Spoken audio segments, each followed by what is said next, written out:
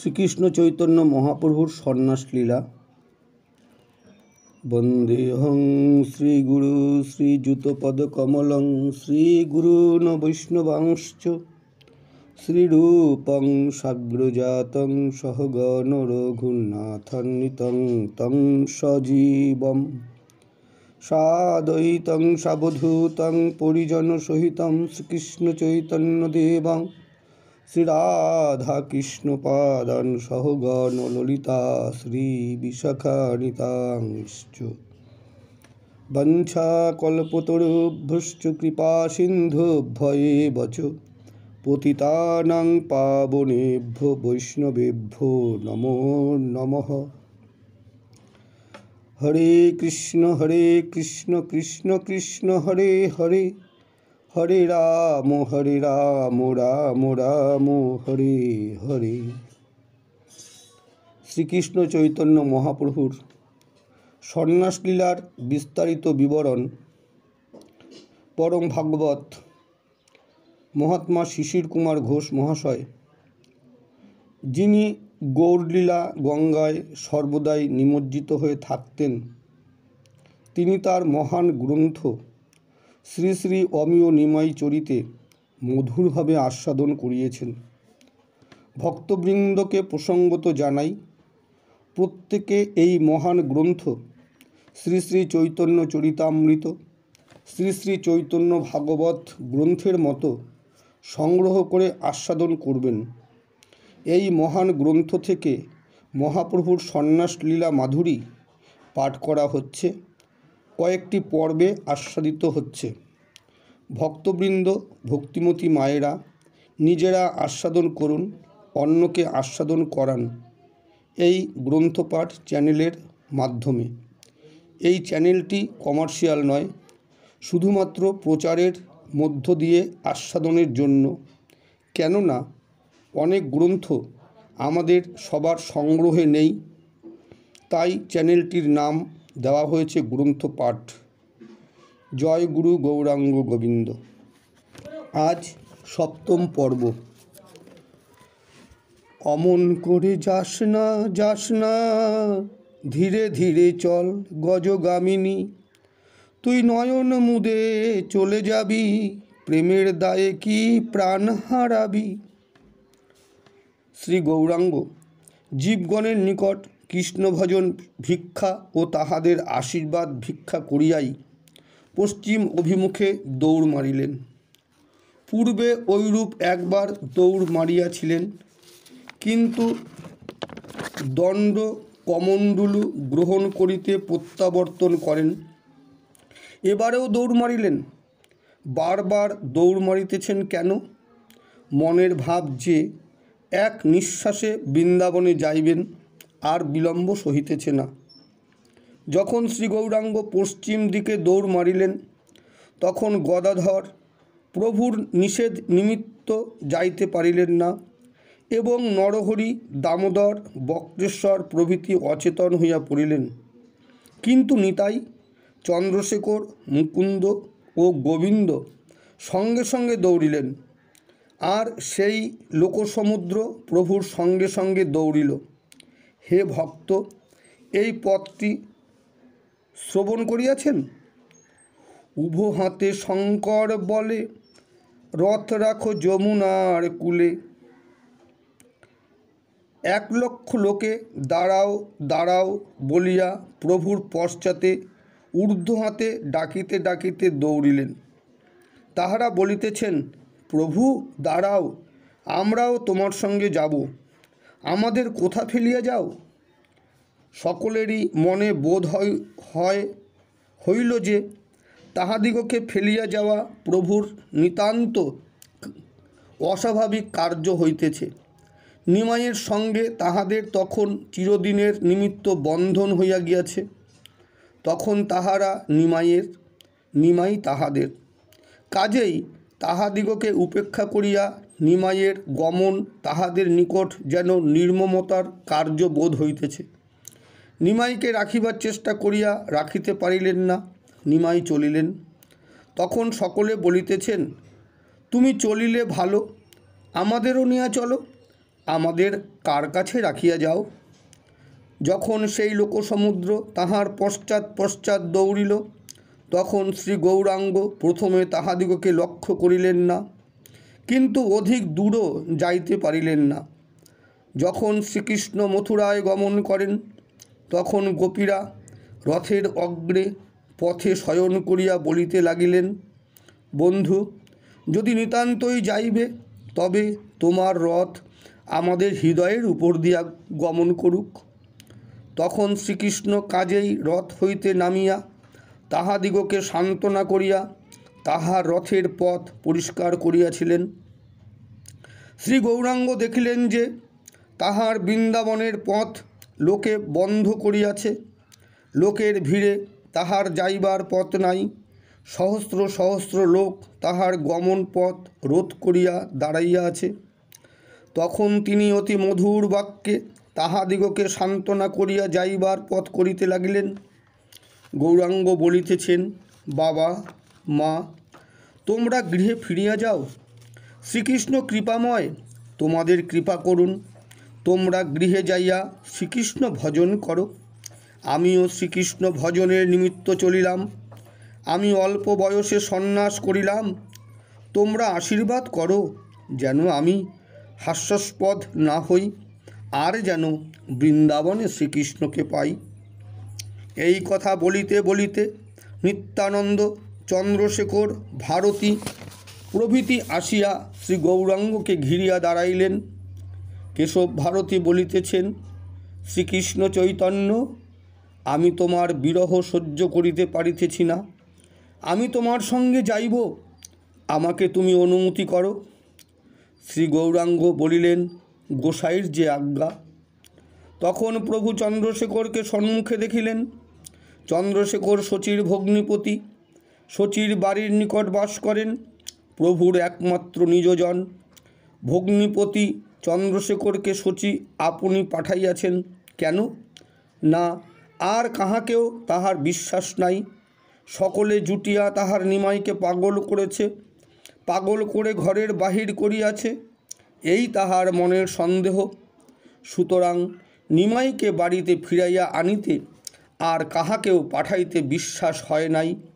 যদি তাহার পতি জগন্নাথ মিশ্র বাঁচিয়া থাকিতেন, তবে তাহাকেই ফাটাইতেন। তিনি নাই, কাজেই তাহার ভগ্নিপতি চন্দ্রশেখরকে পাঠাইয়াছেন। সেই চন্দ্রশেখর কোথায় নিমাইকে ফিরাইয়া লইয়া যাইবেন, তাহা তো করিতেই পারেন নাই। অধিকন্তু নিমাইকে আপন হাতে সন্ন্যাসী করিয়াছেন। চন্দ্রশেখর আপনাকে শ্রীনন্দের ন্যায় দুর্ভাগা ভাবিতেছেন। যশোদা নন্দের হাতে দিয়া শ্রীকৃষ্ণকে মথুরায় পাঠাইয়াছেন। নন্দপুত্রকে মথুরায় হারাইয়া বৃন্দাবনে প্রত্যাগমন করিয়াছিলেন। চন্দ্রশেখর ভাবিতেছিলেন, আমার শুধু হাতে নবদ্বীপে ফিরিয়া যাইতে হইবে। শচী দৌড়াইয়া আসিয়া আমাকে জিজ্ঞাসা করিবেন, কই কই আমার নিমাই কই? বধূমাতা বিষ্ণুপ্রিয়া লজ্জা ত্যাগ করিয়া জিজ্ঞাসু হইয়া আমার মুখপানে চাহিবেন। তখন আমি কি বলিব? একবার ভাবিতেছেন গঙ্গায় প্রবেশ করিবেন, আবার ভাবিতেছেন নিমাইয়ের সঙ্গে যাইবেন। নিমাই ও চন্দ্রশেখরে চারিচক্ষে মিলন হইল। নিমাই এ পর্যন্ত রাধাভাবে আপনাকে হারাইয়া বসিয়া আছেন। প্রাণেশ্বরের নিকট শ্রীবৃন্দাবনে যাইবেন, এই আনন্দে উন্মত্ত হইয়া দেহ ধর্ম পর্যন্ত বিস্তৃত হইয়াছেন। কিন্তু যেই মাত্র চন্দ্রশেখরে ও তাহাতে নয়নে নয়নে মিলন হইল, তাহাতে কি হইল? অমনি মনে পড়িল নদে ভূম। সঙ্গে সঙ্গে তাহার জন্মভূমি, তাহার আরামের বাড়ি, তাহার বাড়ির সুখের মালঞ্চ, তাহার গঙ্গার পুলিন, তাহার সমুদয় খেলার স্থান, তাহার প্রাণাধিক ভক্তগণ, তাহার পুত্রবৎসলা মাতা, তাহার প্রাণ হইতে প্রিয়তমা নবীনা ভার্যা, এ সমস্ত তাহার হৃদয় আকাশে একেবারে উদিত হইল। মুক্ত জীবের ন্যায় সুন্দর ও মনোহর বস্তু ত্রিজগতে আর নাই, কিন্তু মুক্ত জীব হইতে মুগ্ধ ভগবান আরও মনোহর ও সুন্দর। অর্থাৎ জীব মুক্ত হইয়া সুন্দর হয়েন, আর শ্রী ভগবান মায়ামুগ্ধ হইয়া সুন্দর হয়েন। তখন শ্রী গৌরাঙ্গের প্রেমধারার স্নানে নয়নাশ্রুর সৃষ্টি হইল। নিমাই আপনি বসিলেন, আর দুই হস্তে চন্দ্রশেখরকে ধরিয়া আপনার সম্মুখে বসাইলেন এবং বাহুর দ্বারা তাহার গলাটি ধরিয়া গদগদভাবে বলিতে লাগিলেন, বাপ, শিশুকালে যখন আমার পিতৃবিয়োগ হয় তখন তুমি আমার পিতার কার্য করিয়াছিলে। এখন তুমি আমার বন্ধন মোচনের সহায়তা করিয়া নিঃস্বার্থ সুহৃদের কার্য করিলে। বাপ, তুমি বাড়ি যাও, যাইয়া আমার জননীকে সান্ত্বনা করিও। দেখিও যেন তিনি আমার বিরহে প্রাণে না মরেন। আর যাহারা আমার নিমিত্ত দুঃখ পাইবেন তাহাদের সকলকে আমার মিনতি জানাইয়া বলিও যে তাহাদের নিমাই এ জন্মে কেবল তাহার নিজজনকে দুঃখ দিতে জন্মিয়াছিল। তাহাদিগকে বলিবে তাহাদের নিমাই আর ঘরে যাইবে না। তাহাদিগকে আরও বলিবে যে নিমাই যেদিন গদাধরের পাদপদ্ম দেখিয়াছে সেই দিনই তাহাতে তার প্রাণ মিশিয়া গিয়াছে, আর যার নিমাই তারই হয়েছে যথা। আর তো ঘরে যাইমু না, তোমরা গৃহে যে হইয়া বলো, এতদিনে যার রাধা তারই হলো। যদি আমার কথা বাড়ি পুছে বলিও পাদপদ্ম পেয়ে মিশিয়াছে। এই কথা বলিতে বলিতে নিমাইয়ের কণ্ঠরোধ হইয়া গেল। তিনি তখন বিহ্বল হইয়া চন্দ্রশেখরকে এবং তিনি যাহা ও যাহাদের এ সমুদয় একেবারে ভুলিয়া গেলেন, এমনকি আপনাকেও ভুলিলেন। তখন প্রাণবল্লভ, আমি এই আইলাম বলিয়া আবার দৌড়িলেন। ইহাতে সেই সমুদয় লোক তাহার পশ্চাতে দৌড়িল। মনে হইল এই লোক সমূহকে যেন তিনি বান্ধিয়া লইয়া চলিয়াছেন। কাটোয়ার পশ্চিমে তখন বন ছিল। প্রভু সেই বনে প্রবেশ করিলেন, লোকেরাও প্রবেশ করিল। প্রভু ক্রমেই নিবিড় বনে প্রবেশ করিতে লাগিলেন। তখন তাহাদের সংখ্যা ক্রমেই কমিতে লাগিল, কারণ তাহারা প্রভুর সঙ্গে সঙ্গে যাইতে পারিতেছিল না। প্রভু কোটির ডোরে কমণ্ডল বাঁধিয়া আর হাতে দণ্ড লইয়া দৌড়াইয়াছেন। প্রভু যেমন দৌড়িতেছেন, কোটিতে তেমনি করঙ্গ দুলিতেছে। তিনি বিদ্যুতের ন্যায় দৌড়িতেছেন, আর লোকসকল পাছে পড়িয়া থাকিতেছে।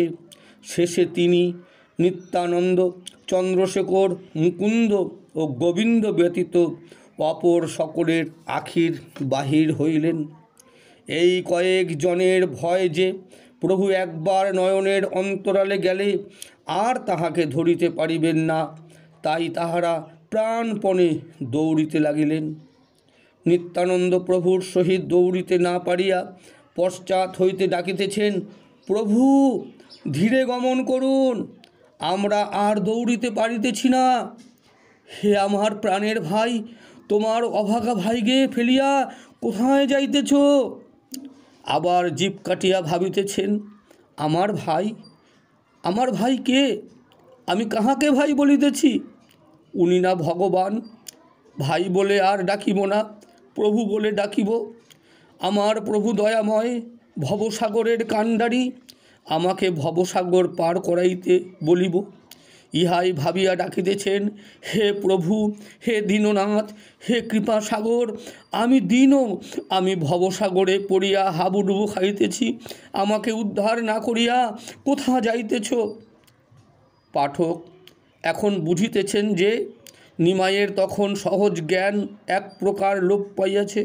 নিতাই যে এত ডাকিতেছেন, ইহাতে প্রভু হা কি না কিছুই বলিতেছেন না। এমনকি তিনি যে সে ডাক শুনিতে পাইতেছেন তাহাও বোধ হইতেছে না। প্রভু এক মনে দৌড়িতেছেন। ভক্তগণের মধ্যে কেবল নিতাই প্রভুর পশ্চাতে অল্প দূরে, আর সকলে এত দূরে পড়িয়া গিয়াছেন যে কখনো কখনো নিমাই ও নিতাই উভয়েই তাহাদের নয়নের বাহির হইতেছেন। কিন্তু তবু নানা প্রকারে আবার তাহারা প্রভুর দর্শন পাইতেছেন। যেহেতু প্রভু সোজা পথে না যাইয়া কখনো পশ্চিমে কখনো বা পূর্বমুখ যাইতেছেন, তখন তাহার দিগ্বিদিক জ্ঞান কতক রহিত হইয়াছে। এদিকে কাটোয়াবাসীগণ প্রভুকে হারাইয়া যেমন দেবী বিসর্জন দিয়া লোকে বিষণ্ণ চিত্তে বাড়িতে প্রত্যাগমন করে, সেইরূপ শোকাকুল হইয়া গৃহে ফিরিলেন। বাড়িতে আসিতে কাহারও ইচ্ছা ছিল না, কিন্তু ক্রমে ধীরে ধীরে একে একে সকলেই গৃহে প্রত্যাগমন করিলেন। সকলেরই মনে কি দেখিলেন তাহাই কেবল জাগিতেছে। সংসারের কিছু ভালো লাগিতেছে না। সকলেরই প্রাণ কান্দিয়া উঠিতেছে। কেহ বা নীরবে বসিয়া রোদন করিতেছেন। যাহারা প্রভুর সন্ন্যাস দর্শন করিলেন তাহাদিগকে আবার যাহারা দর্শন করিলেন তাহাদেরও চিত্ত নির্মল হইল। কাটোয়ার চতুষ্পার্শ্বস্থ স্থান এইরূপে পবিত্র হইল। সে তরঙ্গের লহরী অদ্যাপি সেখানে আছে। অদ্যাপি সেখানে পাষাণ সদৃশ জীব গমন করিলে দ্রবীভূত হয়েন। কেহ বা কিছুকালের নিমিত্ত একেবারে উন্মাদ হন। গঙ্গাধর ভট্টাচার্য পাগল হইয়া চৈতন্য চৈতন্য বলিতে বলিতে বাহির হইলেন। তাহার এক বুলি হইল চৈতন্য। কোন কথা কহিলেই তিনি কেবল চৈতন্য এই কথা বলিতে লাগিলেন। 7 দিবস পরে তাহার নয়নে জল আসিল, আর তাহার ঘরণী তাহাকে 2টো অন্ন খাওয়াইলেন। কিন্তু তিনি তাহার নাম আপনা আপনি 7 করিয়া চৈতন্য দাস রাখিলেন। পুরুষোত্তম আচার্য প্রভুর সর্বাপেক্ষা মর্মী ভক্ত। প্রধানত তাহাকে লইয়া প্রভু নবদ্বীপে ব্রজলীলা আস্বাদন করিয়াছেন। তিনি এক অপূর্বভাবে অভিভূত হইলেন। শ্রীকৃষ্ণের নিষ্ঠুরতায় শ্রীমতী ক্রোধ করিয়া সখীকে বলিয়াছিলেন, সখী, আর শ্রীকৃষ্ণকে ভজিব না। যাহাতে হৃদয়ে শ্রীকৃষ্ণ উদ্দীপ্ত হয় তাহাও নিকটে রাখিব না। আমি সেই নিমিত্ত কেশ মুণ্ডন করিব, নীল শাটি ত্যাগ করিয়া গেরুয়া বসন পরিব। সখী বলিলেন, শ্রীমতী, শ্রীকৃষ্ণকে ত্যাগ করিয়া তুমি কাহাকে ভজিবে? তাহাতে শ্রীমতী বলিলেন, মহেশকে ভজিব, গণেশকে ভজিব। তাহারা দয়াময়, ভক্তের দুঃখ বোঝেন। যাহা চাহিব তাহাই পাইব। আমি প্রীতির লাগি সব ত্যাগ করিলাম। আমি সেই এক বিন্দু প্রীতির আশায় চাতকিনীর ন্যায় সব জলে ভাসাইয়া দিলাম।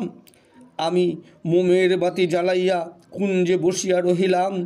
আর আমায় নিষ্ঠুর বন্ধু আমার উদ্দেশ্যনা লইয়া যাহারা প্রীতির মর্ম জানে না সেই সমুদয় রমণীর সহিত বিহার করিতে লাগিলেন। অতএব প্রীতির ভজন বিড়ম্বনা মাত্র। আমি অদ্যাবধি সিদ্ধিদাতা গণেশের ভজনা করিব।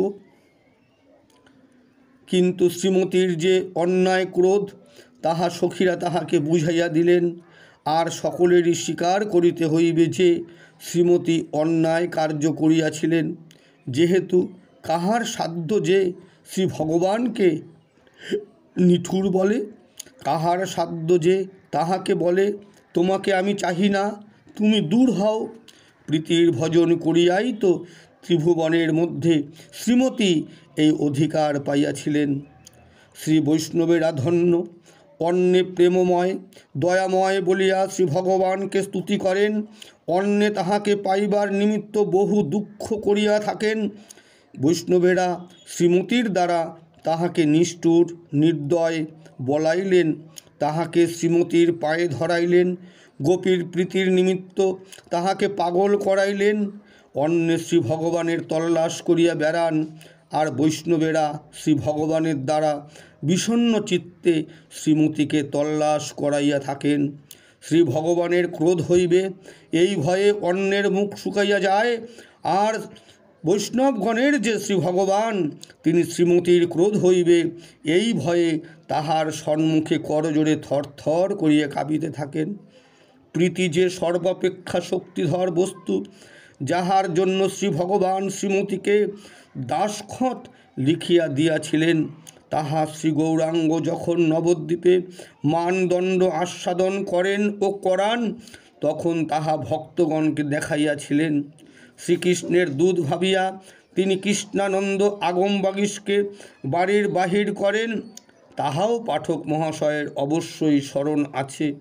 এখন প্রভুর ভক্ত পুরুষোত্তম আচার্য দেখাইতেছেন যে শ্রীমতীর মান কবির কল্পনা নয়, প্রকৃতপক্ষে জীব অতি প্রীতিতে শ্রী ভগবানের প্রতি ক্রোধ করিয়া তাহাকে ত্যাগ করিতে পারে। শ্রীনিমাই যখন মস্তক মুণ্ডন করিলেন, তখন পুরুষোত্তম আচার্য ভাবিলেন যে এরূপ নির্দয় প্রভুকে ভজন করিতে নাই, যিনি কার্য উদ্ধারের নিমিত্ত তাহার ভক্তগণকে এরূপ মর্মে আঘাত করিতে পারেন, তাহাকে বুদ্ধিমান লোকের মন প্রাণ সমর্পণ করিতে নাই।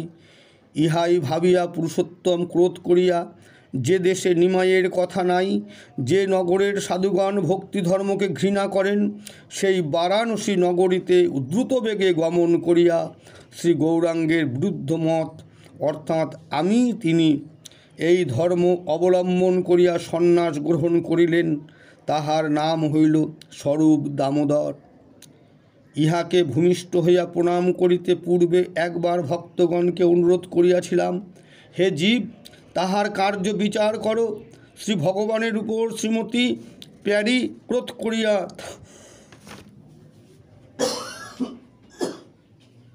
তাহাকে কুঞ্জ হইতে বাহির করিয়া দেন। এ কথা কে বিশ্বাস করিতে পারিত? জীব কি কখনো ভগবানের উপর ক্রোধ করিয়া তাহাকে ত্যাগ করিতে পারে? এই পুরুষোত্তম শ্রী গৌরাঙ্গ তত্ত্ব অর্থাৎ শ্রী গৌরাঙ্গ রাধাকৃষ্ণ এক দেহে মিলিত এই শাস্ত্র প্রচার করেন। ইহার শ্রী গৌরাঙ্গের প্রতি যেরূপ অটল বিশ্বাস, সেরূপ প্রভুর কোটি কোটি ভক্তের মধ্যে অপর কাহারও ছিল না। এই স্বরূপ দামোদর, যিনি প্রভুকে সর্বান্তকরণে জানিতেন যে তিনি পূর্ণ ব্রহ্ম ও সনাতন এবং ত্রিভুবনবাসী সকলের উপরের কর্তা, ক্রোধ করিয়া সেই প্রভুকে ত্যাগ করিয়া গেলেন। হে জীব, স্বরূপ যাহা করিলেন, এরূপ মনুষ্য কখন যে করিতে পারে তাহা কেউ বিশ্বাস করিতেন না। তাহার কার্যটি মনে একবার অনুভব করো, তাহা হইলে শ্রী ভগবানে ও তাহার ভক্তে কিরূপ প্রেমের খেলা তাহা বুঝিতে পারিবে। কলহ ও প্রীতি এই দুইটি এক শৃঙ্খলে আবদ্ধ। যে স্থলে বিশুদ্ধ প্রেম, সেখানেই কলহ। যেখানে কলহ নাই, সেখানে জানিবে যে প্রীতির সহিত একটু ভক্তি মিশানো আছে। এমন হইতে পারে যে পতি পত্নীতে অতিশয় প্রেম আছে, অথচ কলহ একেবারে নাই। সেখানে একজন অপরকে অতিশয় ভক্তি করেন, অর্থাৎ মনে মনে আপন অপেক্ষা বড় ভাবেন। শ্রী ভগবানের উপর জীবের ক্রোধ অসম্ভব, কিন্তু অতি প্রেমে অন্ধ করে। তাই শ্রী ভগবানের উপর জীবের ক্রোধ সম্ভব, প্রেমে অন্ধ করে করিয়া ক্রোধের সৃষ্টি হয়। এই প্রেম কলহে প্রীতির বর্ধন হয়, তাহা সকলে জানেন। জয় নিতাই, জয় গৌর। আমরা আগামী পর্বে পরবর্তী অংশ আস্বাদন করব। এখানে আমরা আজকের মতো বিশ্রাম দিলাম। ভুল ভ্রান্তি ত্রুটি বিচ্যুতি আপনারা ক্ষমা করবেন। শ্রী গুরু প্রেমানন্দে নিতাই গৌর সীতানাথ হরি হরি বল। শ্রী শ্রী রাধা গোবিন্দ প্রেমানন্দে হরি হরি বল। সাধু গুরু বৈষ্ণব প্রেমানন্দে হরি হরি বল। জয় নিতাই, জয় গৌর।